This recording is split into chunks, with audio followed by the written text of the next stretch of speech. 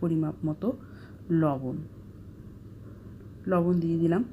একটু ছড়িয়ে ছড়িয়ে দিতে হবে বন্ধুরা, সেক্ষেত্রে প্রত্যেকটা মাছের পিসে লবণগুলো খুব ভালোভাবে মিশবে। এবার আমি দিয়ে দিচ্ছি উপর থেকে হলুদ গুঁড়ো দেওয়া হচ্ছে। আমি যে কোনো মাছ মাখার ক্ষেত্রে একটু ছড়িয়ে ছড়িয়ে দিয়ে থাকি, সেক্ষেত্রে মাখতেও সুবিধে হয় এবং প্রত্যেকটা মাছের পিসে হলুদ এবং লবণ সম পরিমাণে থাকে। খুব সুন্দরভাবে মাছগুলোকে মেখে নেওয়া হচ্ছে।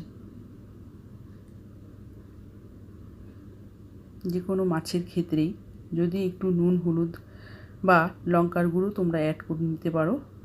মাখিয়ে কিছুক্ষণ রেখে দেওয়া হয়, তারপর রান্না করা হয়, সেক্ষেত্রে খেতে খুব ভালো লাগে। আমি মাছগুলোকে মেখে